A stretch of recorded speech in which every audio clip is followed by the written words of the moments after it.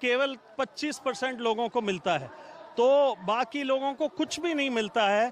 तो हम कहते हैं ये देश बढ़ोतरी कर रहा है। कैसा बढ़ोतरी कर रहा है? यदि आप लोगों को बुढ़ापे में मारोगे और वो लोग अपने अपने जगह यहाँ इकट्ठे हुए हैं, लेकिन अपने अपने गांव में, अपने अपने झोपड़ियों में और बस्तियों में मर रहे हैं। तो अभी 200 है, अगर आप आंकड़ों में बताएं, एक एग्जैक्ट फिगर बताएं कि एक यूनिवर्सली कितनी कर दी जाए। अभी 200 है यूनिवर्सल पूरे इंडिया में, कितनी कर दी जाए? तो आज की तारीख में भारत सरकार इन पेंशनों पर 6,500 करोड़ रुपए खर्च करती है, और खुद सरकारी तनख्वाह जो 5% लोग हैं उनकी पेंशन पर 2 लाख करोड़ खर्च करती है। उतना 5% पर और 6,000 करोड़ इन पर। तो यहाँ मांग हो रही है कि न्यूनतम मजदूरी की आधी, लगभग 3,000 रुपए वो करेंगे तो या तो वेल्थ टैक्स लगा दें, या जो हमारा ग्रोथ रेट है हमारे आर्थिक बढ़ोतरी का, उसका 2% हिस्सा वो ले लें यहाँ, तो लोगों को पेंशन हो जाएगा। और 15% है पूरे हमारे चुनाव में वोट डालने वाले लोगों का। हम सब वोट डालते हैं, ये ग्रुप। कल यहाँ एक जनमंच होगा राजनीतिक दलों को, मोदी सरकार को कहेंगे, हम ये याद रखेंगे कि 4 साल में 2007 से है 200 रुपये, 4 साल में आपको इतना नहीं पड़ा कि आप इनके अच्छे दिन थोड़े ले आओगे। और हम बाकी पार्टियों को भी कहेंगे कि हम आपको बख्शेंगे नहीं यदि आप इन पर। सब बराबर के दोषी हैं?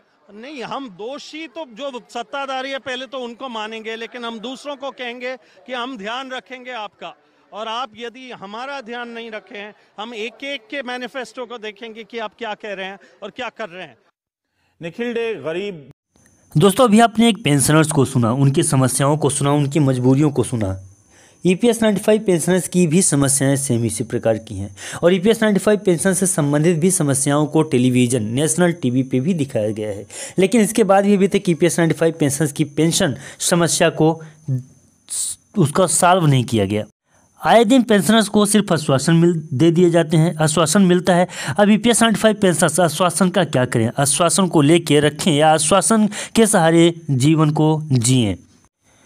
पेंशन समस्या कुछ इस प्रकार से बन गई है कि 1,000 रुपये की मिनिमम पेंशन की घोषणा के बाद भी अलग अलग नियमों के बहाने से 28 लाख पेंशन धारक मिनिमम पेंशन से वंचित हैं। यही नहीं, इसके अलावा भी दिनांक 1/9/2014 से वास्तविक वेतन पर उच्च पेंशन देने का प्रावधान रद्द व माननीय सुप्रीम कोर्ट के आदेश के बावजूद भी पेंशन धारक उच्च पेंशन से वंचित हैं। और मैं आपको बता दूं कि एक्सपर्ट कमेटी व कोश्यारी कमेटी के सिफारिश के बावजूद भी टाइम पास के लिए एक और कमेटी का गठन और 3 महीने के बाद जगह इस समिति ने 1 साल गंवाया और केवल 2,000 रुपये की पेंशन की सिफारिश करने के साथ ही उच्च पेंशन की सुविधा की सिफारिश भी नहीं की। तो इस तरह से EPS 95 पेंशन की समस्याओं को देखा जा रहा है। इसी समस्याओं को ध्यान में रखते हुए EPS 95 पेंशन सरकार के पास गुहार लगा रहे हैं। जहां भी सरकार के पास EPS 95 पेंशनर्स पहुंचते हैं, वहां से उनको सिर्फ आश्वासन मिल जाता है।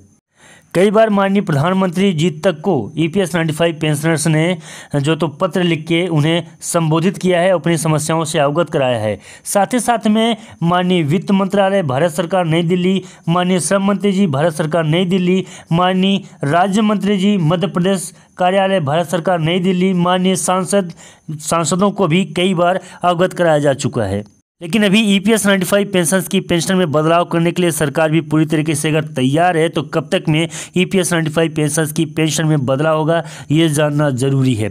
EPS 95 पेंशन के लिए दीपावली तक EPS 95 पेंशन को उच्च पेंशन कितनी मिलने लगेगी और उच्च पेंशन पे क्या फैसला आएगा, उस पर सरकार विचार करिए, और दीपावली तक EPS 95 पेंशन के लिए उच्च पेंशन का प्रावधान भी कर दिया जाएगा। आशा उम्मीद है कि EPS 95 पेंशन के जल्द ही जो तो EPS 95 पेंशन की पेंशन में वृद्धि हो जाएगी।